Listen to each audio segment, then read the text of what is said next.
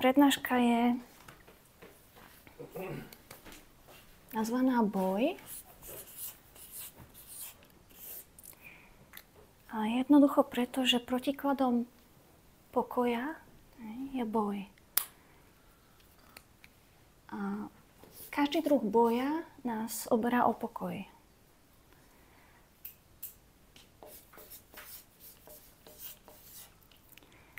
A nehovoríme samozrejme len o nejakom vonkajšom boji a o tom, že ja neviem, s niekým sa vonkajškovo hádame, alebo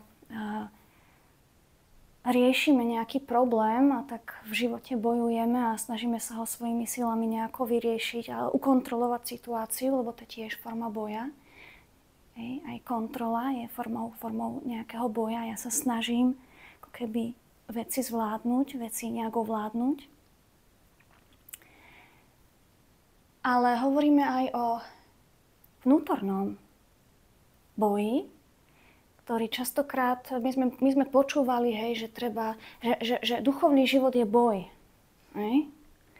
Sme mali tak napočúvané, že treba duchovný bojovník, že treba bojovať proti svojim hriechom, nerestiam, proti svojim nejakým slabostiam, sklonom.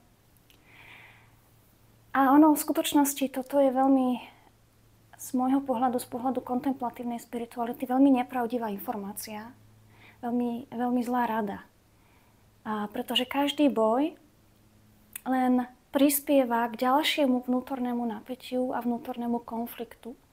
Pokiaľ ja mám v sebe nejakú emóciu, ktorá sa mi tam napríklad nepáči, napríklad cítim hnev, a začnem proti nemu bojovať tým, že ho buď potláčam, alebo nejak sa hnevám na seba a začínam sa viniť, iba narastá vo mne vnútorný nejaký tlak, zvyšuje sa vnútorný konflikt a moje vnútro je jedným veľkým bojovým polom. A takto sa k pokoju nedostaneme. A kontemplatívna spiritualita to pochopila, zdravíčko, a zistila, že jedinou cestou k pokoju je zloženie zbraní.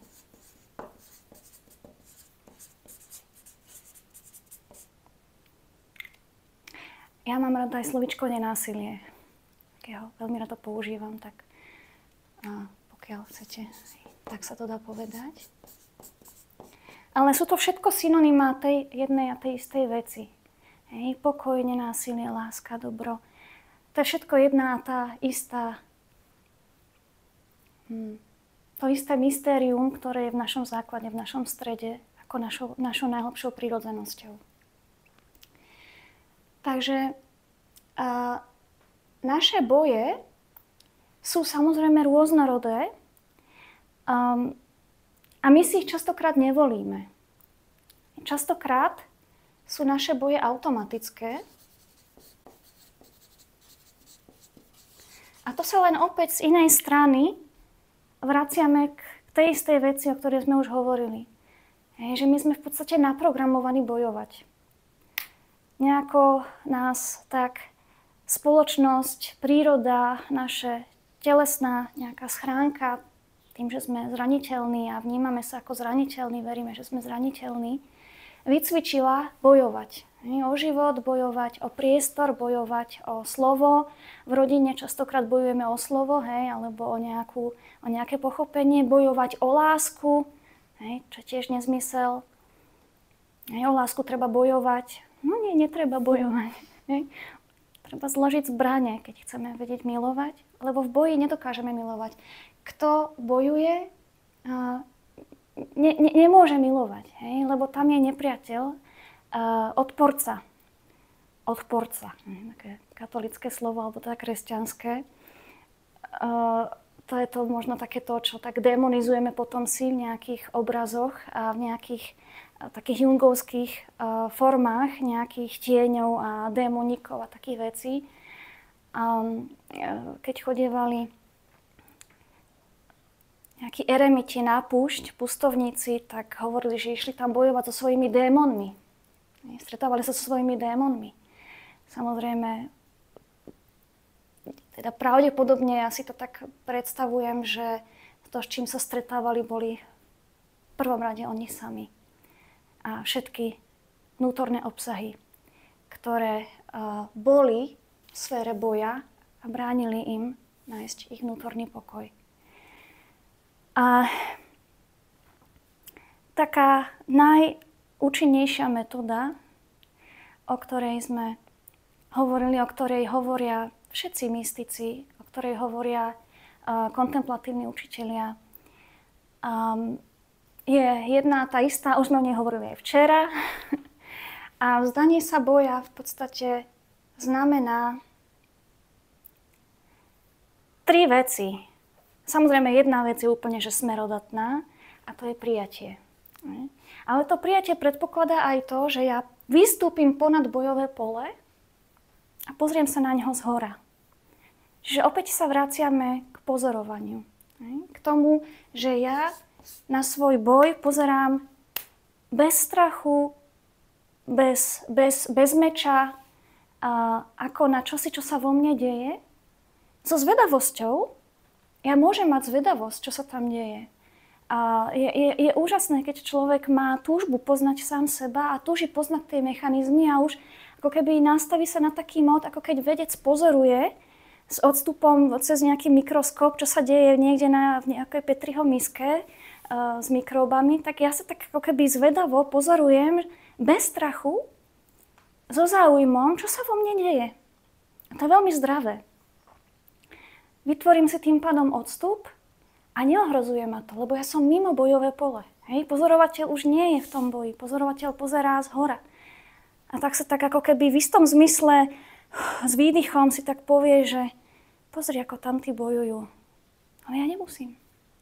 Aká úľava, hej? Ja nemusím bojovať.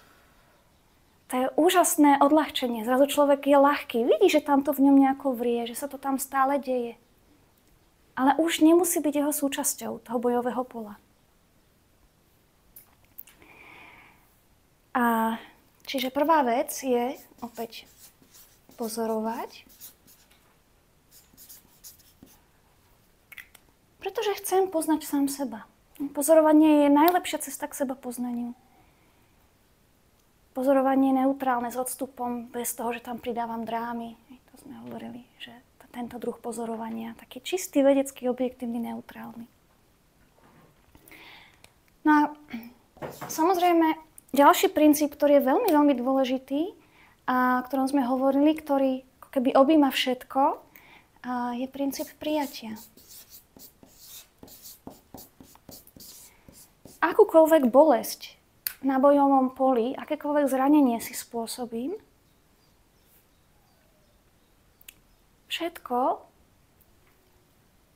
ten súcitný pozorovateľ, súcit je veľmi dôležitá súčasť pozorovania, súcit, láskavosť, taká jemnosť voči sebe, gentleness v angličtine, pekné slovo. Súcitný pozorovateľ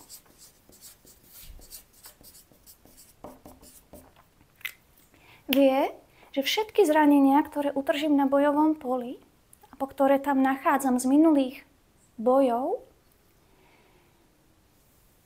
dokážem premeniť na pozitívnu hodnotu, dokonca na silu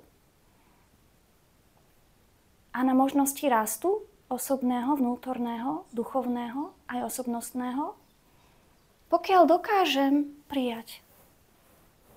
Prijať všetko to, čo vo mne je ako svoju súčasť, bez toho, to je ďalšie veľmi dôležité slovo, že budem čomukoľvek odporovať. Lebo odpor je súčasťou boja. Hej? Rezistencia, odpor. Jeden duchovný autor spomína, že trpel dlhé roky depresiou, dlhé roky bojoval, možno toho autora niekto aj poznáme tu. Dlhé roky bojoval s depresiami, dlhé roky bol nešťastný a mal ťažké detstvo, rodičia sa rozviedli, mal v sebe veľa zranení bol pred samovraždou, mnohokrát od nej rozmýšľal v podstate už od detstva. A všetky tieto veci boli v ňom veľmi hlboko nakumulované a hovorí o takom svojom transformatívnom zážitku v jednu noc, keď mal pocit, že všetka tá temnota ho už ide zabiť, že ho už ako keby ide pohltiť, že to je úplne že koniec, že to je úplne totálny boj, totálna hrôza, temnota, úzkosť, strach z nebytia. A on len vtedy počul vnútorný hlas, ktorý mu povedal, že ničomu neodporuj. A to preniklo, resist nothing. Ako náhle povedal tieto slova, niečo tak ako keby padlo. On krásne zaspal. Na druhý deň ráno sa zobudil a hovorí, že prvýkrát v živote v to ráno som počul spievať vtáky. A bolo ticho. Taká zvláštna milosť sa mu udiala. On niečo dokázal, veľmi veľké dokázal pustiť. Prestal bojovať, zložil zbrane. Odložil akýkoľvek druh sebaobrany, lebo sebaobrana je takisto boj. Aj o tej hovoríme. Aj sebaobrana. Akokoľvek šialene to znie našej biológii, našim biologickému sluchu. A odvtedy mal v hlave a v duši pokoj. Mier. A takýchto príbehov je veľa. A my sami poznáme, čo urobí prijatie, keď sme v stave boja, alebo keď držíme nejakú bolesť, niečo, čo nás ako keby ohrozuje a odporujeme tomu, snažíme sa to napríklad necítiť. Ten odpor znamená, že snažím sa necítiť nejakú bolesť. Vyhýbam sa jej. Ten odpor znamená, že snažím sa nemať nejaké myšlienky. Vyhýbam sa im. Anthony de Mello dal taký pekný príklad v jednej kázni alebo na jedných duchovných cvičeniach, ktorý sa mi tak zafixoval, ale to je príklad pre všetko. Tento sa týkal sexuality. A hovorí, že to je ten princíp istý so všetkým. Čím viac tomu odporujem a potláčam, to tým viac s väčšou silou to ide späť. A takýto so všetkým, čo máme v sebe. Náš boj sa zväčšuje odporom. Keď tomu snažím sa buď od toho utekať, alebo to potlačiť, alebo proti tomu doslova, že bojovať, ako nám hovorili, bojujte proti hriechu do krvi, To sa nedá. Ja sa zničím. Jednak sa vyplitvám z energie, budem totálne vysilený, stále vyšťavený, jednak ochoriem pravdepodobne z toho, lebo moje telo to nedá, ten neustály stres. Naše telo takisto veľmi citlivo reaguje. Rôzne chronické choroby, autoimunity. O tom vieme niektorí svoje. A to všetko je súčasťou chronického stresu, chronického odporu, ktorý v sebe máme, ktorý je vypestovaný a ktorý je častokrát automatický a my sami nevieme, že ho tam máme. Až keď človek nejak kontemplatívne alebo meditatívne žije, tak pomaly zisťuje, preniká hlbšie a hlbšie a stále sa stretáva s hlbšími a hlbšími úrovňami nejakej steny, nejakého zranenia, nejakého konfliktu v sebe, ktorý môže že aj z minulosti. A to všetko nejakým spôsobom vnútri pôsobí v nás, aj keď sme si toho není vedomi. Preto je kontemplácia, alebo teda meditatívny spôsob života, preto je ticho také liečivé, lebo nám ukazuje, čo v nás je. Je to jednoduché. Ticho nám umožňuje poznať samých seba. Takže prijatie znamená vzdanie sa aj vnútorného odporu. A neodporovať vôbec ničomu. A tým receptom je vždy a stále, keď niečo v sebe objavím, čo je nepríjemné, čo by som chcel, aby to tam nebolo, dajme tomu, tak s takým súcitom jednoducho na to hľadím, uvedomím si, že to tam je, ja to príjmem ako svoju súčasť, pretože čo to je? Je to väčšinou vždy len zranenie z nejakého boja. A ja predsa viem súcitiť so svojou ranou, viem súcitiť so svojou bolesťou, so svojím zranením. Aj negatívne myšlienky, aj agresívne myšlienky sú len súčasť zranenia. Niektorí ľudia hovoria, že sa boja svojich agresívnych myšlienok. Cítia v sebe agresivitu. Lebo možno, že majú potlačený hnev, potlačené rôzne obsahy, ktoré v minulosti niečo v nich proste zostalo. A ono to vystupuje v snoch, vystupuje to v niektorých situáciách, kde nám nejaké spúšťače spustia pri nejakých situáciách, dajme tomu náš hnev, automatická reaktivita, iné slovo. A ja sa toho nemusím báť, hej? Ja to všetko môžem vidieť. To nevadí, že vo mne je táto moja súčasť, nejaký malý agresor, to je v poriadku. Ja ho príjmem súcitne ako svoju súčasť a poviem si, áno, potrebuješ uzdravenie, vitaj. Nebudem ťa dávať návonok, aby niekto si vyžral môj hnev, hej, tak povediac. Ale nebudem ťa ani potláčať, budem s tebou, ja ťa vidím, si tu, hlásiš sa o slovo, chceš sa uzdraviť. A je to v poriadku. A môžem premeniť svoju meditáciu alebo kontempláciu, premeniť svoju meditáciu alebo kontempláciu na malú meditáciu s tým svojím malým agresorom. Že sa s ním posadím v láske, v prijatí. A on vtedy zázračne stráca silu, stráca intenzitu. Ako keď sa vyparuje voda na slnku. Súhlasím. A nedá mi nepovedať v prípade, že veď my to vlastne aj v kresťanskom kontexte poznáme v zmysle toho, že Pán Ježiš na kríži zomrel za naše hriechy a povedal, že je dokonané. Hej? A my mnohí často hovoríme, že vlastne nemá zmysel bojovať, a Ježiš za nás vyhral, tak a potom zvykneme použiť takú tú formulku, že vzdaj sa, alebo že pribí tieto svoje utrpenia alebo hriechy alebo čokoľvek na kríž, že áno, tak no v týchto variáciách. Tam ale často sa mi zdá, že je to taká formulka, ktorým nie úplne rozumieme a nie je to až také, že nepomôže to, že OK, no dobre, poviem to, ale čo s tým?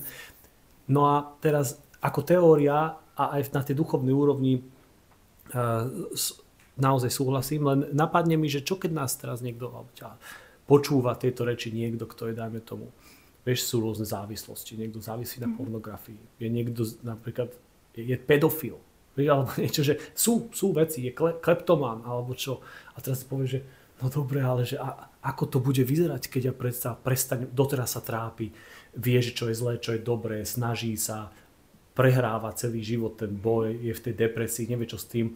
A keď mi teraz povie niekto, že mám sa vzdať, no čo teda mám si šľahnúť už zlatú dávku tej drogy, alebo mám akože, no hej, nemusím teraz už vykreslovať farbisté veci, že čo s tým teda? Jak to v praxi funguje?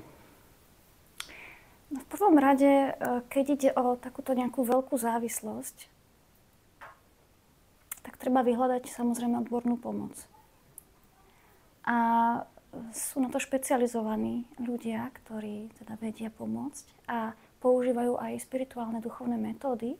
Napríklad ten 12-krokový program, ten je veľmi teda, že vraj, akože účinný, funkčný. Ale to, čo môže pomôcť je, a to vieme už, že častokrát si hovoríme, že fajn, ten človek je alkoholik. Ale že nikto mu nepomôže, kým sám on si to neuvedomí a nebude sa chcieť liečiť. Čiže nejaký taký krok toho duchovného uvedomenia, prebudenia a pozorovania samého na sebe, že vlastne o čom ten mechanizmus je, sa tam deje. Takisto. Pokiaľ ide naozaj o nejaké také psychopatické až formy bojov, tak tam by som s tým nebojoval sám. Hej? Tam by som určite vyhľadal odbornú pomoc. Ale vždy určite pomôže to, že ja sa naučím k sebe súcitnejšie pristupovať. Lebo častokrát ľudia, ktorí sú agresori napríklad, majú v sebe veľa zranenia. To sme sa bavili aj včera, že majú v sebe veľa nenávisti voči sebe. Lebo to, čo ja mám v sebe to, čo ja žijem voči sebe, to dávam navonok. A ja neverím, že ľudia, ktorí sú nejakým spôsobom agresívni na druhých a používajú násilie, že dokážu milovať samých seba, že sa poznajú. Preto si myslím, že duchovná prax absolútne pomôže už len v zvedomovaní a pochopení rôznych mechanizmov v sebe a môže napomôcť na tejto ceste. Nehovorím, že je všeliekom, pokiaľ ide o ťažké závislosti. Tam to treba, myslím, kombinovať. Ale všetky tieto ako keby základné mechanizmy fungujú aj tam a dajú sa pekne vysledovať.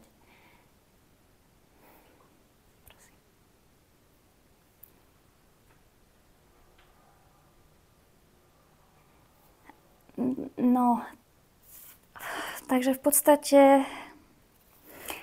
takisto môžem ešte tak doplniť len takú keby informáciu. Sú psychológovia, ktorí sa zaoberali napríklad fenoménom temnej noci. Napríklad Steve Taylor je jeden z nich, Gerald May, súčasní psychológovia, ktorí sú inšpirovaní spiritualitou a pochopili, aké má utrpenie transformatívny potenciál. A my sme sa včera rozprávali o tom, že utrpenie pre utrpenie je hlúposť. Pretože my sme stvorení na to, aby sme boli šťastní v skutočnosti. My sme šťastím už podstatne v tom najhlbšom vnútri. Ale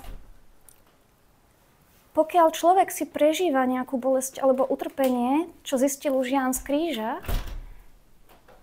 s tým, že prvá vec, Frankl hovorí, udelí mu zmysel tomu utrpeniu, že ja viem, že to nie je nezmyselné utrpenie a že toto utrpenie sa môže stať mojím liekom, tak sa trochu mení perspektíva v rámci toho utrpenia a znižuje sa odpor.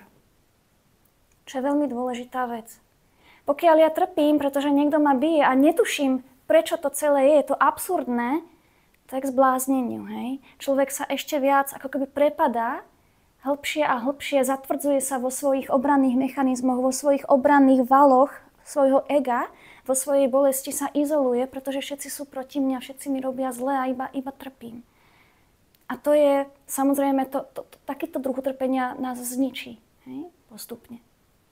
Ale pokiaľ ja chápem zmysel utrpenia, ako hovorí Frankl, tak ja sa viem otvoriť tomu, lebo už nejakým spôsobom mám poznanie, že tento druh bolesti ma môže uzdraviť, pokiaľ ja príjmem, pochopím, budem pozorovať, príjmem a rozumiem, že ide len o niečo vo mne, čo potrebuje uzdraviť.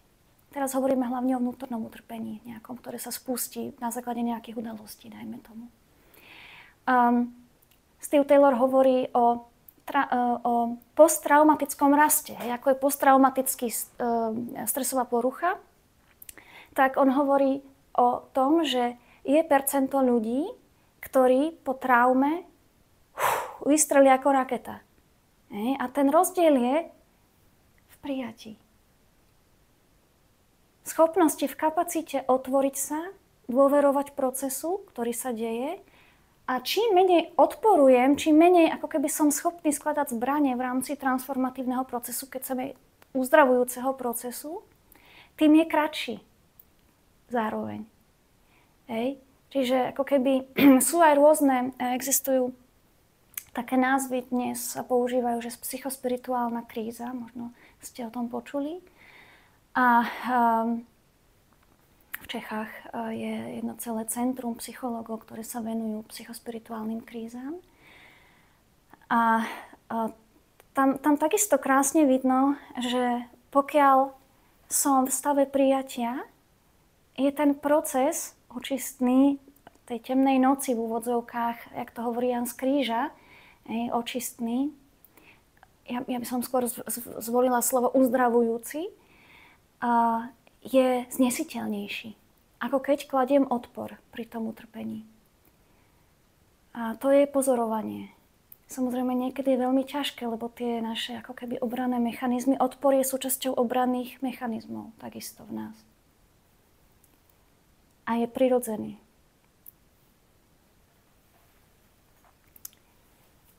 Takže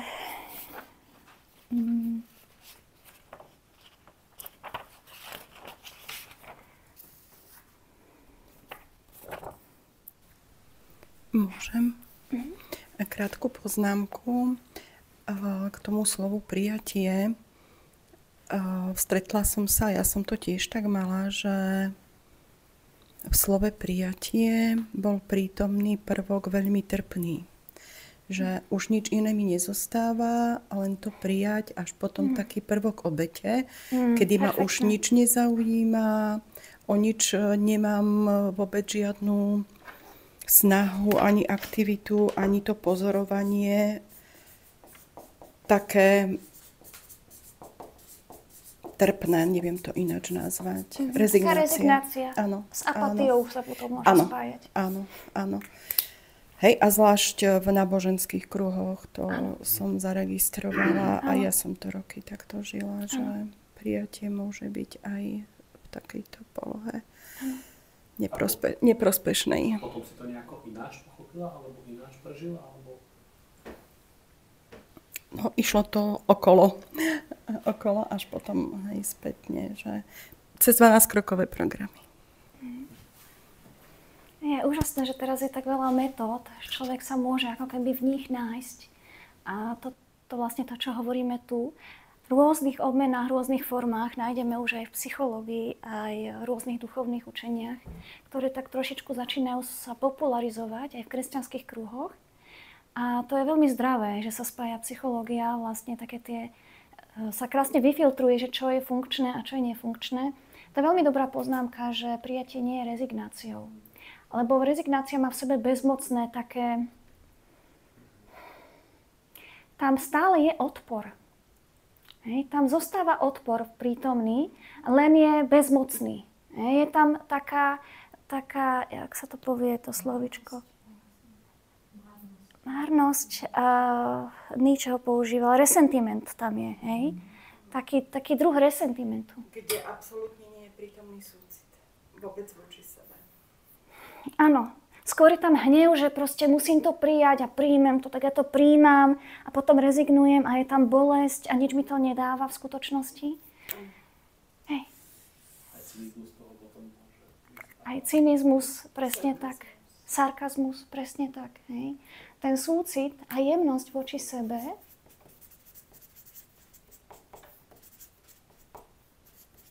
a ja sa stále vraciam k tomu nenásiliu, hej? Lebo pre mňa to všetko ako keby je v kapitole nenásilie. Častokrát my máme v duchovnom živote tendenciu sa znásilňovať. A to je veľmi kontraproduktívne v skutočnosti. Dajme tomu, že učili nás, hej, sebavzdanie. Ja si pamätám, ja som vôbec nechápala, to som už asi spomínala, ja som vôbec nechápala slovičku sebazápor na náboženstve, keď nás to učili. Ja som bola ešte dieťa a oni, že ale čo to je, hej? A ona mi tak povedala, že to je, keď z lásky k Bohu ten koláčik, ktorý by ti chutil, nezieš. A ja, že ale prečo by som to robila, prečo by to Boh chcel, hej? Prečo by som ho nemala jesť? Že potom som si tak nejako zafixovala, že je to ako keby dobré si robiť zle. Hej? Nedať si niečo a robiť si v istom zmysle zle, že asi Bohu sa to páči, že to je tá obeta. Obeta je inak veľmi nepochopené slovo. To je, že ja keď si urobím zle, tak Bohu sa to páči a niekto iný za to má prospech. Ale to je šialený koncept. Alebo moje budúce ja. To je základ seba poškodzovania. Presne tak. Hej? To je základ seba poškodzovania. To už psychológovia vedia. Čiže takýto druh obety a prijatia a častokrát, áno, tá mentalita obete sa s tým spája, čo je úplne šialené, hej? Že máte ženu, ktorú doma manžel bije, ale ona je teda kresťanka, alebo má tak zafixované, že jednoducho ona sa musí pre ňo obetovať a že tú bolesť ona obetuje za ňo, dajme tomu, alebo za spásu duši, čo ja viem čo. Ale to je psychologická patológia v skutočnosti. Hej? To ju zničí. To zničí aj toho muža zároveň. To zničí všetkých okolo. Deti. Čiže toto nie je obeta. Ja už keď počujem slovo obeta, tak ja veľmi spozornem. Pretože obeta je len čosi, čo je absolútne nenásilné. To je paradox, ale my pokiaľ dávame niečo, tak to vždy musí byť nenásilným spôsobom. To neznamená, že teraz, lebo to treba tak jemne rozlišovať. Napríklad my sme sa bavili s jedným buddhistom o tom, že ako keby treba si urobiť násilie, keď človek sa napríklad učí meditovať, tak niekedy sa mu nechce, musí sadnúť do meditácie. A ako keby trošičku nejaký druh násilia tam je. Ale moja skúsenosť je iná. Ja to cítim ako pozvanie a ja sa na to teším. Hej? A aj keď som unavená, ja si tam oddychnem. A aj keď tam je nejaký druh, dajme tomu, biologického odporu, ja to aj tak necítim ako násilie.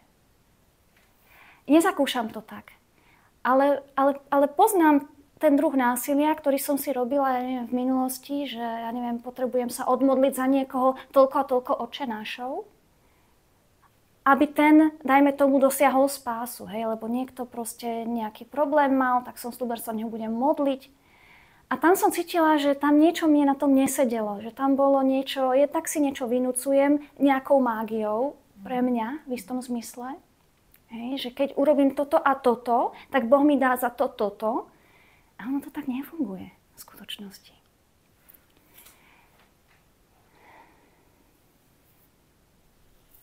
Častokrát sa to slovo násilie... Niekedy sa slovo násilie v náboženských kruhoch zamieňa slovom disciplína. Okay. Duchovná disciplína.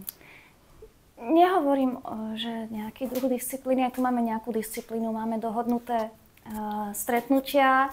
Človek by možno, že ešte posedel pri kávičke, alebo nie. Ale to pozvanie je skvelé. Lebo aj toto môže byť pozvanie. Aj toto je pozvanie. Ja nemusím. Ja tu nemusím byť, keď nechcem, hej. Ale niečo vo mne, ako keby sa na to aj teší. A ja znovu pozorujem, súcitne, že nejaká moja biologická časť, ja som mala dneska ráno zase takú únavu svoju, jak mávam niekedy, niečo vo mne by ešte len tak ležalo a ani sa nerozoberalo. Ale z niečo vo mne sa teší, na druhú stranu, cíti vyššiu hodnotu a priťahuje ho tá vyššia hodnota. Tak si poviem, treba sa nejako prebrať a treba ísť. Ale v tom nie je ten druh násilia, ako keď Jana, vzdaj sa sama seba. Choď, hej, ako vojak. Hej, tam je súcit, tam je jemnosť, tam je pochopenie, pozorovanie, prijatie. Tam je ako keby celý iný druh nastavenia, ktorý mám voči sebe, iný druh postoja, ktorý mám voči sebe. Tiež je zaujímavé, že ľudia, ktorí sú jemní voči sebe, tak sú jemní aj voči ostatným. Častokrát, hej. A teraz tým nemyslím nejakú takú nútenú milotu, že niekto sa iba usmieva, ale má v sebe nejaký to cítiť napätie alebo niečo, ale tak prirodzene, hej. To, čo má v sebe, to dáva aj návonok. Pridala by som slovko láskavá. Láskavá disciplína je veľmi pekné. Láskavá sebadisciplína. Presne tak. Láskavá sebadisciplína. Ja to napíšem sem. Láskavá sebadisciplína. Tá je potrebná, ale tam je vyššia hodnota, ktorá ma priťahuje. Nenásilne ma k sebe volá a ja za ňou idem. Hej? A vidím, že moja nižšia časť, dobre, veľmi sa ti nechce, teličko moje, polúbim si ťa, hej. Si také, aké si, ale idem ďalej. Disciplína. Aj ten taký tradičný odpor, alebo nenávisť, alebo boj voči telu, hej, je veľmi nezdravý. Keď si my tak nejako máme tak naučené, že telo je... že telo musí poslúchať ducha. Telo je do veľkej miery manifestáciou ducha.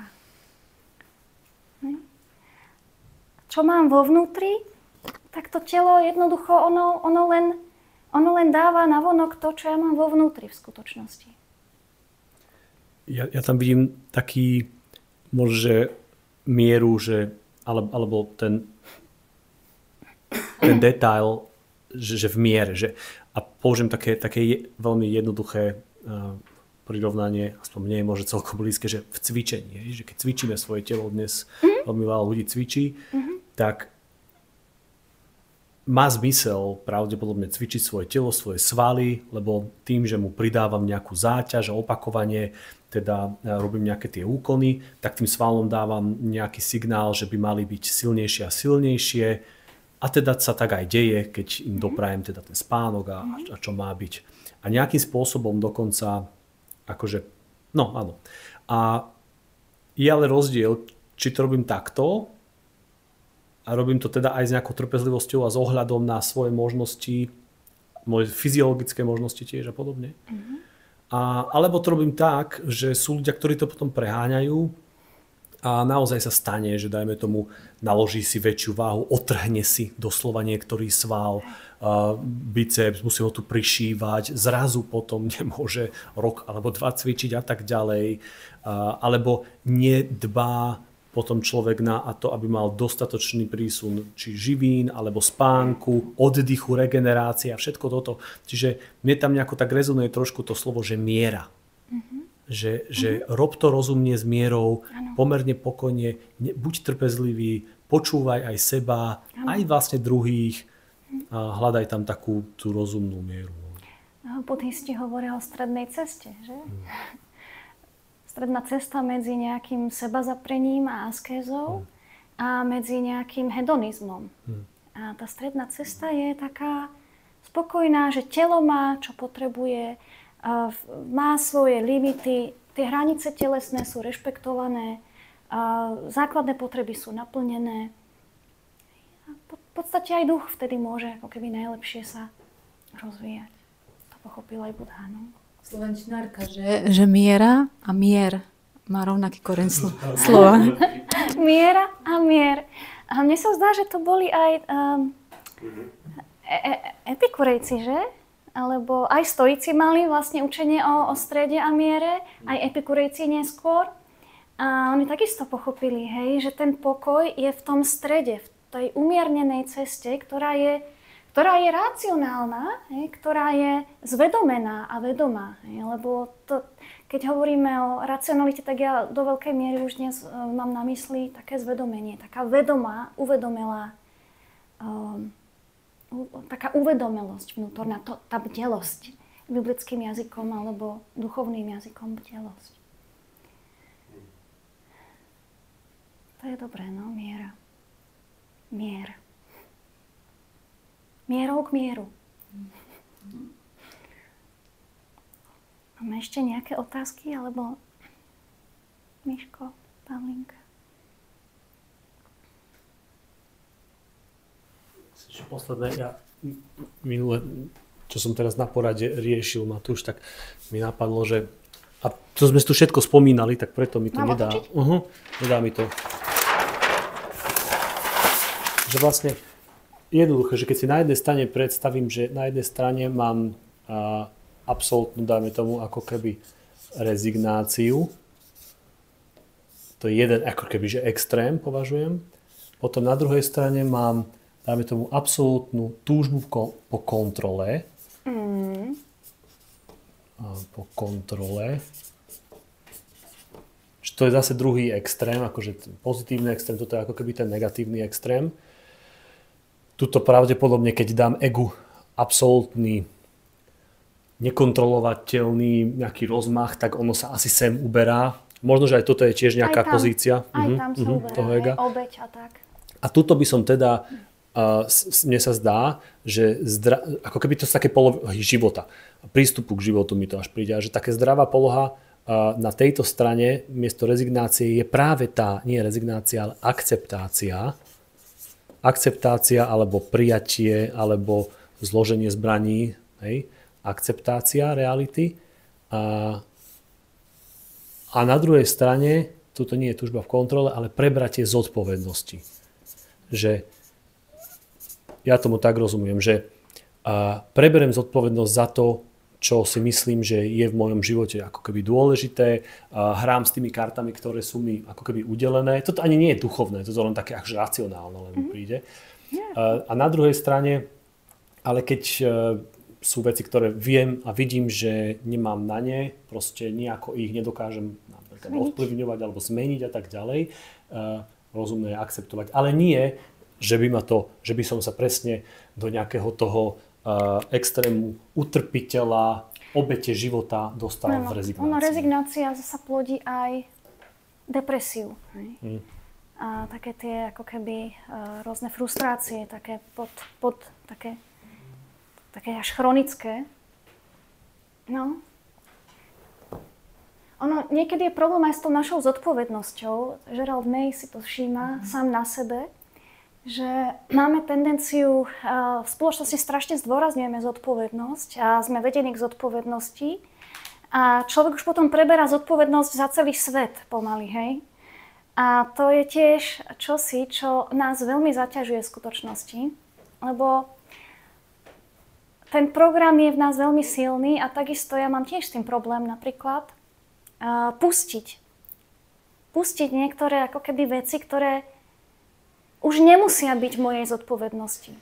Ako keby si to preberám tú zodpovednosť, ktorá už by nemusela byť mojou zodpovednosťou. Teda aj tu tak jemne rozlišovať, že čo naozaj sa odo mňa žiada. Pre môj pokoj. A človek si potom naberá viac a viac povinností, zároveň. Povinnosti to sú ďalšia vec, to je ďalšie veľké také pole. Ono úžasné je, že človek, keď sa vráti do ticha a je sám so sebou, tak tam sa mu to postupne v tom tichu nejak tak ukáže.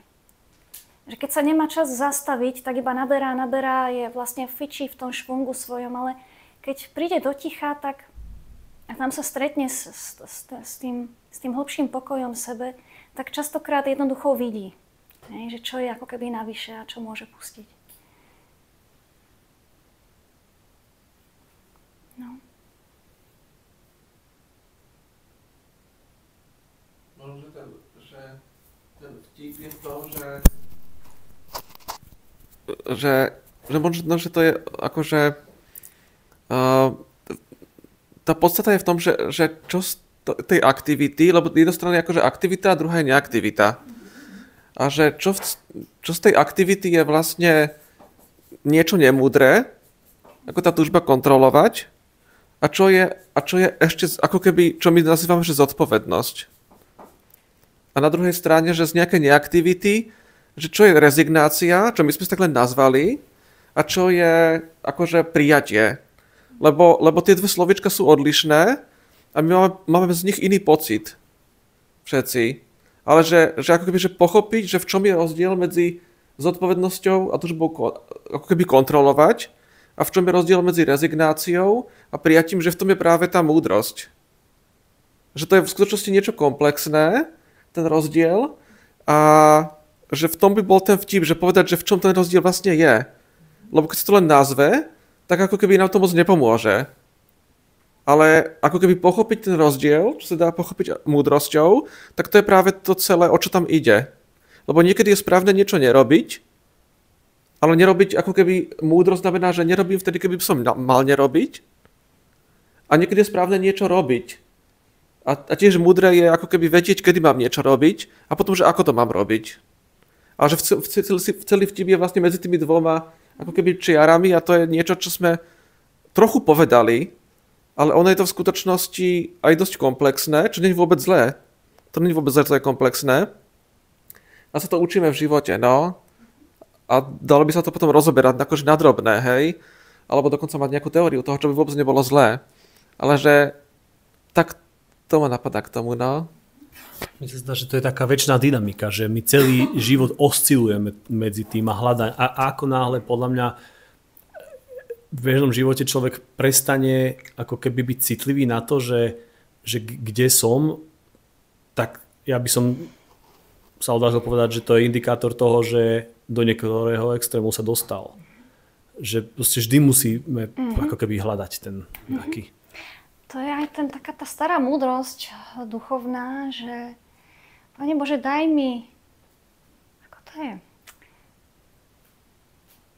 Vieš, čo chcem povedať? Daj mi silu zmeniť veci, ktoré zmeniť môžem. A daj mi ako keby silu prijať veci, ktoré neviem zmeniť. A daj mi múdrosť, aby som rozlíšil medzi nimi rozdiel. Hej, naozaj, to je tá múdrosť. Ja v tej rezignácii jednoducho stále vidím, ale ten veľký rozdiel medzi akceptáciou a rezignáciou je vnútorný, až taký emočný a pocitový rozdiel. A to je, že pri rezignácii ja si tú negativitu uchovávam. A keby som mal možnosť, pretože situácia ma blokla, ja to musím nejako pustiť, musím niečo ako keby, už nemám inú možnosť, že som zahnaný do kúta, lebo dajme tomu, niekto mi hovorí, že to musím pustiť, alebo nemôžem sa v tej situácii pohnúť, také sú okolnosti, tak som rezignovala, ale v srdci si uchovávam nejaký druh hnevu, resentiment, ja neviem slovenské slovo na resentiment lepšie, taká trošičku taká pomstichtivosť, taká nejaká taká negatívna emócia, áno, presne tak, že niekto mi niečo dlhuje, že jednoducho som spravil nejakú obetu. V tomto je problém obety ešte, hej, že my keď pre niekoho sa obetujeme, my máme vnútorný pocit, že nám to niekto alebo niečo musí splatiť. Tam je ekonómia, to je normálne ekonomická taká výmena v našej hlave alebo v našom vnútri z ega, že niečo za niečo. Zisk alebo strata stále tam byla. Presne tak. A stále sme na úrovni zisku a straty. Ale ten duchovný princíp, ktorý naozaj funguje na tej duchovnej rovine, nie na rovine ega, je úplne opačný. Nie, že ja pokiaľ niečo druhému dám, tak to stratím. Ale pokiaľ ja niečo druhému dám, ja to získam. To je duchovný rozdiel, hej? Veľmi silný. Pokiaľ ja dávam, ja získavam. To, čo dávam, to získavam. A ego hovorí, to, čo dávam, to strácam. A bude menej, hej? Ale tak to nefunguje v Božom kráľovstve, tak povediac, toto krásnou metaforou. Tam všetko, čo dávam, získavam ja sama. A toto nejako naše srdce nejako nechápe stále, hej. Naše ego, tak aby som bola skutočne teda pravdivejšia, nechápe tie naše dysfunkčné mechanizmy, to naše programovanie. Takže... O tom je aj, že kto chce byť prvý, nech je posledný.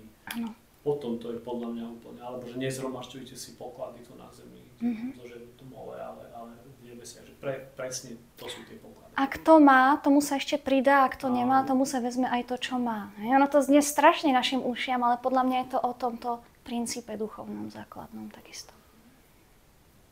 Tiež taká veta, že ak nemáš, daj. Teraz padla krásna veta od Jarky, že ak nemáš, daj. Presne tak. Presne tak. V podstate všetky naše problémy, aj duchovné a hlavne teda psychologické, sú z pocitu, že nemáme, že sme nedostatkoví, že sme nedostatoční. A spiritualita to obracia na ruby a hovorí, vychádzaj z východiskového bodu, že si absolútne plný pohár. A všetko uvidíš inak. Z ktorého nemôže ubudnúť, hej? Ktorý je stále preplnený a z ktorého cirkuluje, dáva, prijíma. Svätá Trojica je cirkulácia darov, obdarovania vzájomného, lásky. Tam nemôže byť nedostatok. A to je veľmi oslobodzujúce takisto. Aj to, že nemám a čakám, že vydávajte. Hej? Ten prvok, že nemám, tak vy ste mi dlžní, vy mi dávajte a ja len čakám a vy ste povinní mi dať a už je tam cesta k obviňovaniu, k zahanbovaniu, kritike a tak ďalej. Očakávaniu. Áno. Áno. A ešte sa vrátiť k tomu boju. Tiež nás učia, že si musíme vybojovať svoje ako keby miesto pod slnkom, svoju pozíciu, musíme si vybojovať úspech. V škole bojujeme, kto je najlepší, kto má najlepšie známky, alebo máme rôzne projekty, kde sa súťaží. A ono to v skutočnosti opäť v nás len programuje na niečo také, že ja naozaj musím ako keby bojovať o svoje. A my sme naučení bojovať. Stále bojujeme a stále sme unavení z toho. A nevieme o tom, že sme unavení. To je taká hlboká únava, ktorú si človek uvedomí, až keď vstúpi do ticha. A keď je na chvíľku zrazu ticho, tak si uvedomí, že nemusím bojovať, ako to je dobré. To je také spojenie, že pasívna rezistencia. Že to zvykne byť také, že niekto nás utláča, alebo sme pod niekým.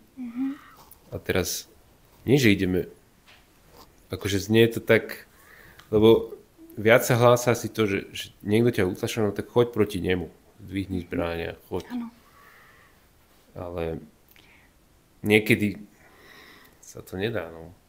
Niekedy musíme paradoxne niesť ten útlak, hej. Ale často to tak je. To je asi ten pojem nenásilného odporu, možno, že myslíš od Gandhiho, nie? Ešte čo vlastne non-violent no, aj niečo resistance. také. V podstate, hej, Gandhiho. Áno. Hej, tam to videlo, že to funguje aj v praxi. Aj v Južnej Afrike, hej, pri tom reconciliation, keď tam nastala tá vec, tak takisto skôr nenásilie bolo spôsobom, ako ukončiť celý konflikt. A nie násilie a násilím ho eskalovať. To, čo si predtým hovorila, že máme pocit, že potrebujeme prebojovať svoje miesto a zaslúžiť si ho nejako na tomto svete a podobne, tak ja v tom vidím zase tie biblické, ten rozdiel, čo často sa tam hovorí, že toto je z tela, toto je z ducha, toto je z tela, toto je z ducha. Že a to z tela, to je, či je to nie je úplne šťastný preklad, alebo dnešné pochopenie, tak nevieme, čo akože z tela, čo mám zlé telo, že nie je o tom, to je. Ja by som to presne nazval, že z ega, len si dosaďme, že toto je z ega, toto je z ducha, tak presne, že to je hlas ega podľa mňa, ktoré hovorí, že ja sa musím teraz nejako presadiť teda v tomto svete, nejako odlíšiť, keď zo mňa ubudne, bude menej, musím, je tu boj o zdroje, keď toto ja si neobujem, tak niekto iný sa do toho obuje a bude to jeho a nie moje a tak ďalej. A to je to z tela, to je to z ega. Ale presne je teraz otázka, že koho počúvam, čo počúvam, ktorému pánovi slúžim, či staviam dom na piesku alebo na skale. Nejako sa tie biblické metafory na mňa lepia. Nie, sú výborné. Je to tam. Áno. Je to tam. A teda keď počúvam to ego naďalej, tak tá cesta k pokoju, to je to večný boj a nie je to pokoj. Ale keď presne zložím zbrane a ego nech si hovorí, čo chce a pravdepodobne po čase bude viac a viac tíchnuť, tak je to úžasný pocit, že vlastne sa, ako si spomenula, tá cirkulácia trojice, že nejakým spôsobom sa ocitnem napojený na tú cirkuláciu trojice, alebo ako Ježiš hovorí, že živá voda, že proste, kto sa zo mňa napije, nikdy nevysmedne. Ty sa už o to nemusíš ani vlastne starať a o to bojovať. A ten zdroj toho všetkého, čo dávaš ďalej, nie je z teba, ale je z toho vyššieho princípu. A ty si len vlastne niečo, čo cez teba to preteká. Ak na tom pramení nesedí žaba toho ega. Teraz slovenčina by to možno, že ocenila, hej? Ako to... Ja som to mám také, že ego je zotrvačnosť zvieratka v nás. Áno, to je žaby napríklad, áno. Matúš, chcel si? Čo som chcel?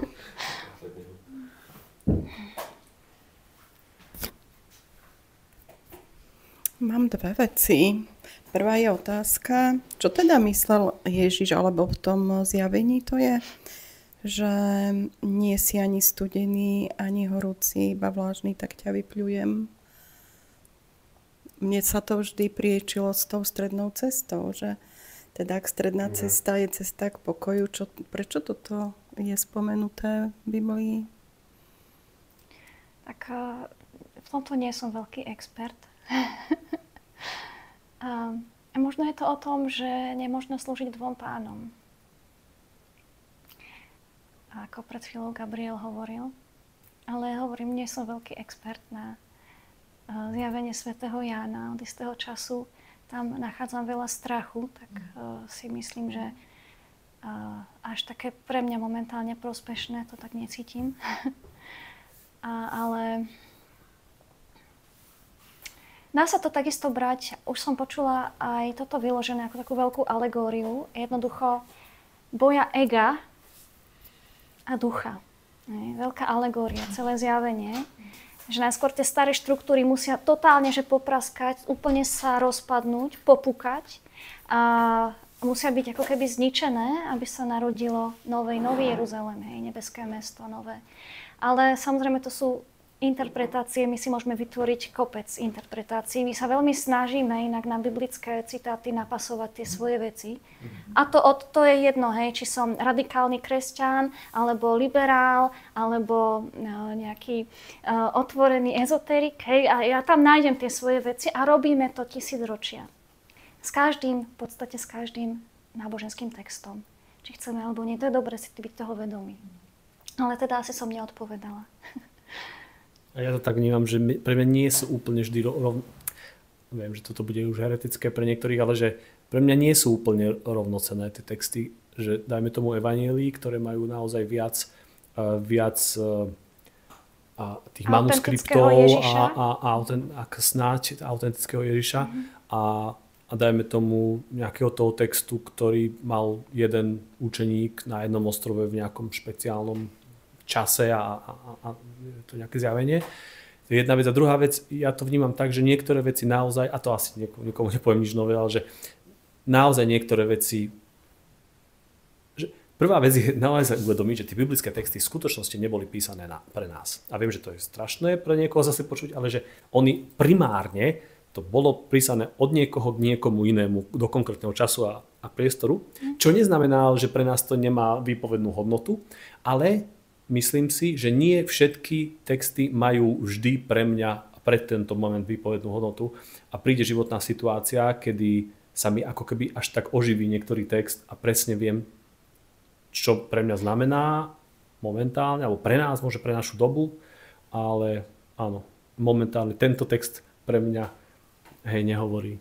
Ale ak by mal konfrontovať niečo, čo aj to nech radšej konfrontuje a nech ma napráva, ale ani to necítim. Ďakujem. Možno len je to niečo, čo mi zostalo z čias, kedy okolo mňa, možno aj ja, sme nejako príliš exaktne snahe povytarhávali niektoré texty a skúšali ich spojiť. Niečo ako zneužitie Božieho slova na niečo, čo niekto si chcel dokázať. A mám tu teda druhú otázku, že ak udelím utrpeniu zmysel, tak môže to vo mne umenšiť odpor.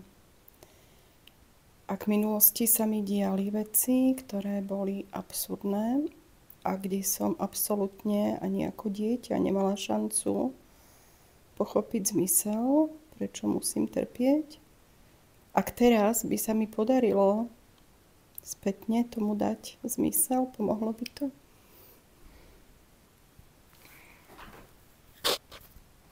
To je otázka na teba, viac menej. Či tam ten zmysel nejakým spôsobom vidíš v takom... Ja osobne až tak nemám rada ozmysluplňovať utrpenie. A práve kvôli tomu, že niekedy to utrpenie je skutočne absurdné. Ja si myslím, že každé utrpenie je absurdné. Ja si myslím, že každé utrpenie každé jedno je chyba. Ja som presvedčená o tom, že nie je potrebné trpieť k tomu, aby človek prišiel do cieľa. A to hovoria aj mnohí duchovní autori. Žiaľ, pre mnohých z nás je tá cesta taká, že nie je to úplne taká tá ľahká cesta, jednoduchá, že teraz... Lebo sú také príbehy životné, že viac menej išlo sa takou ľahšou cestou, že ten človek potom začal meditovať už v útlom veku, prišiel k nejakému poznaniu a išlo to tak nejako hladko. Neboli tam nejaké veľké drámy.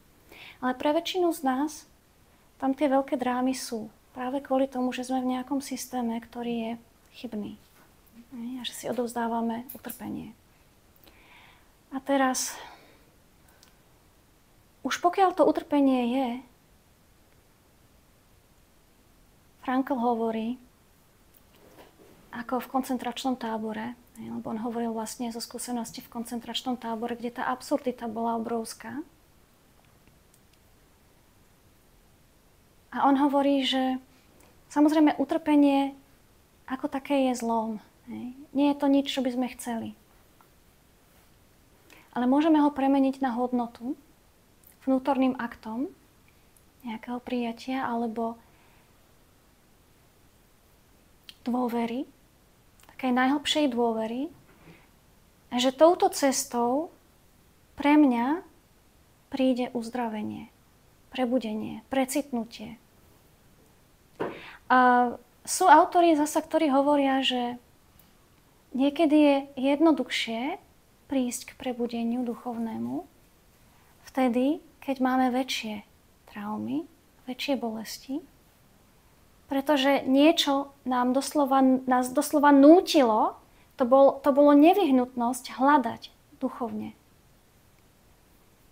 Keby sme nemali tie väčšie traumy, tak by nás to nenútilo hľadať duchovne, tvrdia niektorí autori. A aby sme tak nejako si v tom našom taká, že raz sme hore, raz sme dole, nie je to vždycky príjemné, ale jednoducho fungujem roky, ale nie som nútená z toho vystúpiť, pretože už mám tej bolesti dosť, chcem sa jej zbaviť. Takže to je jedna taká rovina.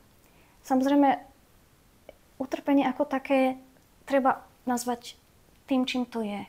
Že je to absurdita, je to nezmysel a je to čosi, čo je nechcené, nepotrebné v skutočnosti.